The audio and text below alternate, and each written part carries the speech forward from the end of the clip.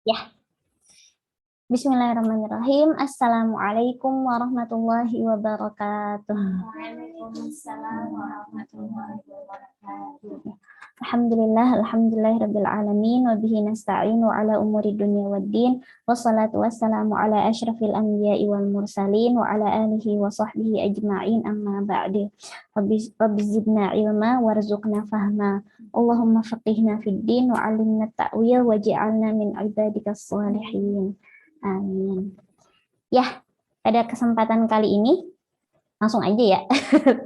Langsung aja pada kesempatan kali ini. Ya, ini diambil dari YouTube juga. Sama dari ceramah juga, ceramah salah satu ustadz, langsung saya sebutkan saja ya. Ustadz Adi Hidayat, cuman ngambil kutipannya aja sedikit. Jadi ada 3 jenis ujian. Nah, 3 jenis ujian diambil dari kita ambil dari satu ayat, tapi nanti akan ada solusinya di ayat yang lain. Tuh. Jadi jenis ujiannya itu ada di surat Al-Baqarah ayat 214. Yang bunyi ayatnya itu am hasibatum tadkhulul jannata walamma ya'tikum masalul ladzina khalau min qablikum massathumul ba'sa wad-dharra'u wa zulzilu hatta yaqula ar-rasul walladzina amanu ma'ahu mata nasrullah ala inna nasrallahi qarib. Aku bacanya pakai ini ya. Kalau misalnya pakai tajwid ya gitulah. Pokoknya bacanya seperti kita bacain. Nah, jadi di situ kan ayat itu disebutkan kan am hasibatum. Apakah kamu menyangka, kalian menyangka kalau misalnya kalian akan dimasukkan ke dalam surga padahal belum datang kan? Walamma ya'tikum masalul ladzina khalau min qablikum, padahal belum datang cobaan-cobaan sama seperti umat-umat sebelumnya gitu kan.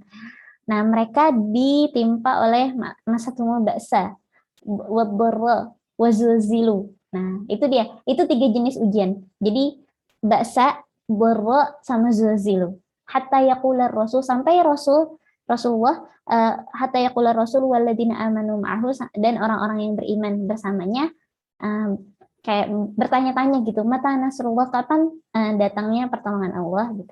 Ala inna nasrallahi qarib, sesungguhnya pertolongan Allah itu adalah dekat. Itu. Jadi yang harus kita pahami pertama adalah ujian. Ujian itu artinya kita tuh jadi gini, ujian dengan level, dengan kedudukan itu sama. Semakin tinggi ujiannya atau nggak semakin berat ujiannya gitu, maka level kita semakin tinggi juga, gitu ya. Jadi semakin ringan ya berarti level kita juga ringan, gitu ya. Jadi ya otomatis dengan adanya ujian itu, maka percayalah Allah itu memang lagi mau menaikkan derajat kita, gitu ya, lagi mau menaikkan level kita, ya. Nah jadi kalau ujiannya ringan, berarti level kita ringan-ringan juga, gitu ya, masih bawah lah. Ya itu.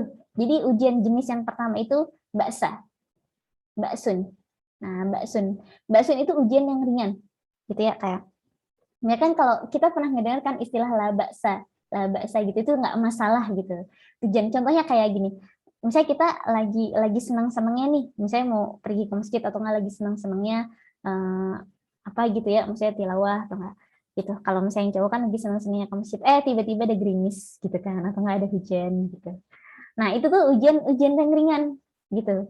Ada kayak gitu, kita masih tetap nggak nih gitu kan, ujian yang ringan. Nah itu levelnya juga ringan, gitu kan, levelnya juga ringan. Dan Allah itu nggak akan gini. Jadi kita masih tetap di level itu sampai kita lulus, gitu kan. Makanya kan Allah bilang la yukallifullahu nafsan illa wus'aha. Itu kan Allah tidak akan membebani seseorang kecuali yang dia kuat gitu kan, semampunya dia gitu.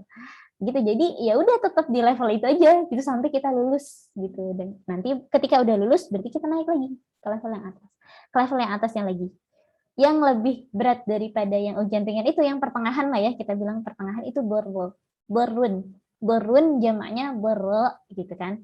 Itu tuh ujiannya udah terasa ke fisik gitu, jadi kayak fisik kita tuh udah ya misalnya kayak nyakitin hati gitulah, atau kayak misalnya udah berpengaruh sama fisik gitu. Misalnya kita pakai jilbab, dia yang hijrah ya gitu kan, misalnya kayak gitu.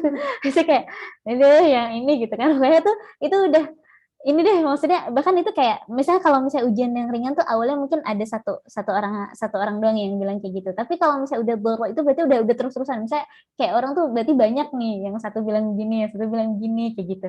Nah itu tuh udah kayak aduh gitu kan, kadang-kadang akhirnya buat kita dongkol, buat kita marah gitu kan, atau kayak sakit hati kayak gitu. Nah itu ujian yang kedua gitu ya, itu tuh yang bisa ngerasain cuma kita doang tuh gitu kan.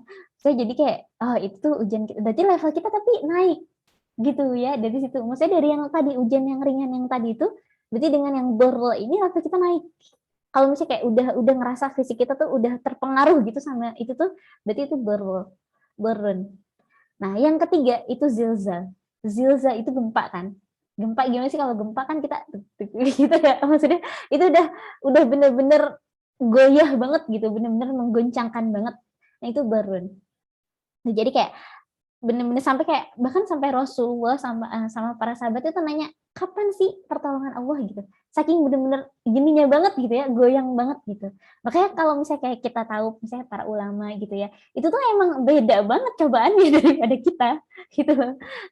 Makanya akhirnya ketika akhirnya kita misalnya kayak ngerasa ada cobaan yang kayak gitu, misalnya yang bener-bener zilzal yang bener-bener goyang banget gitu, pokoknya para dai dan lain sebagainya gitu ya, yang benar-benar emang ujiannya tuh emang bener banget gitu ya, maksudnya itu benar-benar buat kita tuh kayak goyah gitu, bahkan kayak mungkin antara hidup dan mati kayak gitu, itu maka itu yakinlah berarti kedudukan kita kedudukan yang tinggi gitu, berarti level kita tuh ada di level yang tinggi gitu kalau misalnya orang yang diberi cobaan yang seperti itu.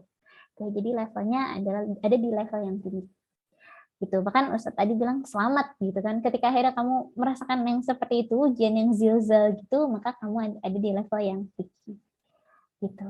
Bahkan dengan ujian-ujian kayak gitu tuh sebenarnya kayak jadi tuh tanda gitu atau isyarat gitu, isyarat kalau Allah tuh ngasih tahu loh ke kamu kalau level kamu tuh ini loh gitu, kayak gitu ya, dengan ujian-ujian kayak gitu. Nah terus ayat yang sama, ayat yang mirip, am hasibtum juga, am hasibtum an tadkhulul jannata walamma ya'lami. Nah, kalau yang tadi kan ya'tikum masalul ladzina khalau. Nah, ini di ayat Ali Imran, di surat Ali Imran ayat 142. Nah, itu tuh solusinya. Am hasibtum an tadkhulul jannata walamma ya'lamillahu alladzina jahadu minkum wa ya'lamas sabirin. Jadi mirip, ayat yang pertama mirip, am hasibtum an tadkhulul jannata, tapi di sini walamma ya'lamillahu alladziina jahadu. Nah, di situ dia. Jahadu itu tuh al-juhdu. Al-juhdu itu mungkin bisa kita bahasakan sungguh-sungguh atau serius gitu ya, sungguh-sungguh atau serius. Gitu. Nah, itu tuh ada 3 tingkatan. Jadi kalau misalnya emang kita lagi kayak gitu, itu ada pertama juhdu. Juhdu itu serius dulu gitu ya. Kita tuh benar-benar emang kita mau ngapain nih, target kita apa, berarti serius dulu gitu di situ. Juhdu. Jadi yang pertama serius merencanakan atau disebut ijtihad. Jadi serius merencanakan buat pemetaan, buat kayak target atau nggak apa, pokoknya kayak gitu itu rencana. Santai. Kalau misalnya kayak jalan doang udah diterobos, jalan doang terus habis itu udah aja ada badai atau nggak apa, udah nggak ada ini kan, maksudnya udah linglung, udah jatuh, udah gitu. Maka akhirnya kita buat perencanaan dulu, ngapa-ngapainnya gitu kan, target-targetnya apa kayak gitu. Kayak gitu itu buat pemetaan. Itu ijtihad. Yang kedua, jihad. Jihad itu serius berusaha. Jadi maksudnya apa ya? Doa dengan ikhtiar itu serius mempraktekkan gitu. Jadi doa dengan ikhtiar itu sejalan. Ya, di sini tuh contoh contoh masalahnya itu di itu yang pas waktu Imro'atu Imran ya. Yang wanita yang pokoknya ibunya Maryam, yang ibunya Maryam itu kan emang dari Maryam di kandungan itu kan ibunya udah bilang ini nazar tulaka ma fi batni gitu kan, udah bernazar kalau misalnya di dalam kandungan ini tuh udah diserahin gitu sama Allah aja kayak gitu. Maharoro fataqabbal minni gitu kan. Jadi udah dari kandungannya tuh udah direncanakan. Nah, kayak gitu. Ketika akhirnya lahir, itu kan ikhtiar kan? Ikhtiar gimana nih supaya anak ini tuh jadi akhirnya benar-benar anak yang berbakti sama Allah gitu kan, anak yang emang nggak bermaksiat sama Allah gitu. Nah itu ikhtiar, akhirnya ikhtiarnya nyari siapa nih pengasuh yang paling baik gitu, buat biar akhirnya tuh anak tuh jadi emang benar-benar jadi anak yang bertakwa gitu, jadi anak yang soleh gitu. Makanya akhirnya kan dicarilah kan Nabi siapa? Zakaria ya? Ya nggak? Kanur. Iya, iya, iya, iya, itu. Jadi Nabi Zakaria kan Zakaria, iya, iya benar. Jadi akhirnya dapatlah pengasuh yang terbaik di tempat yang terbaik gitu kan, di lingkungan yang terbaik juga gitu kan. Iya, Maryam, ya kan, ibunya kan Imratu Imran, ya nggak Imratu Imran gitu. Terus ya anaknya Maryam, udah ibunya nazar di pas waktu di dalam kandungan, terus pas waktu beliau lahir, terus waktu Maryamnya lahir, diasuh oleh pengasuh yang terbaik, ya Nabi Zakaria. Terus udah gitu di lingkungan yang emang bagus, yang di mihrab kan, bahkan kayak di itu yang dibuatin mihrab gitu di situ. Mihrab tuh di kan kita kayak tempat buat beribadah gitu. Sebenarnya itu nggak harus di masjid sih. Di rumah juga sebenarnya bisa dibuat mihrab. Jadi kayak kita buat satu tempat itu emang benar-benar itu tuh tempat buat ibadah, buat doa, buat apa-apa. Pokoknya jangan ngelakuin hal-hal yang lain kecuali buat ibadah doang di situ. Nah, di situ terus kalau jadi ini dari ceramah yang lain sih, ini dari ceramah yang lain kayaknya Ustaz tadi juga deh gitu. Pokoknya tapi di tema yang lain gitu. Jadi itu kan lagi pandemi maksudnya, jadi mungkin yang dulu tuh orang-orang nggak bisa ke masjid kan, yang biasa itikaf, jadi kayak saat itu tuh kayak ngajarin untuk kita bikin mihrab aja di rumah gitu. Jadi di situ kita ibadah, itikaf dan sebagainya. Nah, ketika akhirnya dibuatin mihrab kayak gitu, itu insya Allah doa lebih cepat terkabul gitu di situ. Karena emang tempatnya tuh benar-benar khusus untuk ibadah doang gitu. Itu mihrab. Ya, itu tadi di mihrab. Terus kan pokoknya dengan lingkungan yang emang bagus gitu. Gitu. Jadi kayak emang kalau misalnya kayak doa dan ikhtiar itu emang sejalan gitu, itu jihad ya. Terus nah yang ketiga dari juhdunya itu, dari seriusnya itu yaitu mujahadah. Mujahadah itu berjuang untuk melawan hawa nafsu gitu ya, melawan emosi.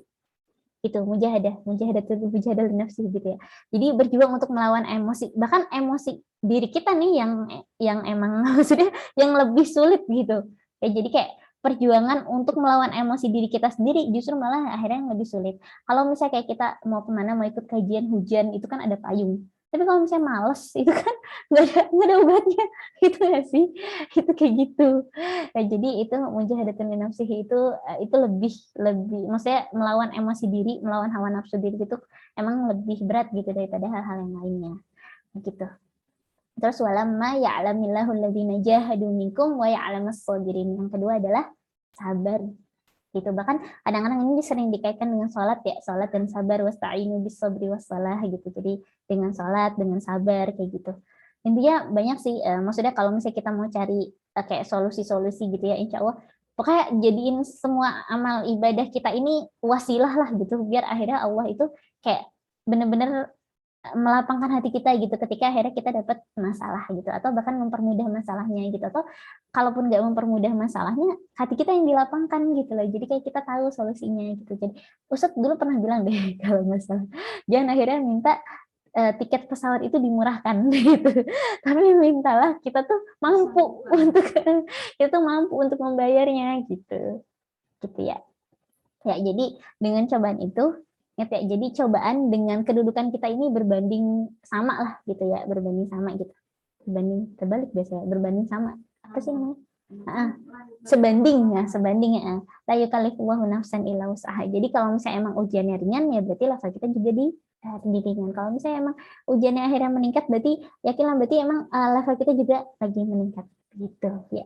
Dan itu tadi, kita kalau misalnya tiba-tiba kita dikasih zilzal gitu, sedangkan levelnya masih begini, ya udah kan nggak mungkin gitu, kayak gitu ya, kecuali emang kalau level kita emang udah naik gitu. Terus satu lagi, oh iya, yakinlah Allah itu emang adil, nggak mungkin cobaan maksudnya jadi kayak ketuker gitu, nggak mungkin. Nah di sini tuh tadi membahasakannya dengan kayak cicak aja, misalnya cicak itu kan ngerayap kan, merayap di dinding. Sedangkan makanannya itu nyamuk. Nyamuk itu kan padahal sebenarnya bisa terbang, gitu kan. Itu kalau misalnya nyamuk itu punya kepintaran, mungkin akhirnya cicak nggak dapet kali itu nyamuk ya, maksudnya justru malah jatuhnya tuh akhirnya kayak ngejek gitu kan cicak kan cuma ngerayap doang sedangkan nyamuk bisa terbang gitu kan. Kalau misalnya nyamuk tuh bisa dapat kepintaran gitu ya udah gitu kan sini ngejar aku gitu kan nggak mungkin gitu kan. Sayangnya tuh nggak ada nyamuk yang pinter gitu kan. Jadi ada kayak gitu. Bahkan emang udah takdirnya cicak itu emang udah berusahanya itu dengan merayap gitu kan, merayap. Nah terus ternyata nyamuknya malah datang gitu kan, datang seekor nyamuk gitu kan, nyamuknya malah datang gitu kan di situ, udah kan langsung tinggal dimakan gitu. Jadi emang ya udah ketika akhirnya takdirnya si cicak itu emang cuman merayap, nanti Allah kasih makanannya gitu, bahkan akhirnya nyamuk sendiri yang mendatanginya gitu loh, gitu ya. Jadi seperti itu. Nah, makanya jadi jangan putus asa dengan ujian. Mungkin ini juga bisa jadi ya yang akhirnya kayak kita menghadapi ujian mungkin yang sekarang emang akhirnya ada yang berat banget gitu di kita. Mungkin bisa jadi ini maksudnya kayak ungkapan Ustadz pernah bilang mungkin mundur sedikit untuk maju yang lebih panjang gitu. Itu bisa jadi juga. Gitu ya. Pokoknya hal itu aja. Ya intinya dengan ujian itu jangan sampai membuat kita jadi benar-benar terpuruk gitu. Kalaupun saya akhirnya kayak down, berarti naik lagi aja gitu ya, tuh naikin lagi. Itu kan sama kayak taubat gitu kan. Kalau misalnya emang kita lagi udah ini banget gitu kan, misalnya kayak udah kan biasanya kan emang istiqomah itu benar-benar ini banget. Bahkan kata Kak Nur gitu kan, apa ada tentang istiqomah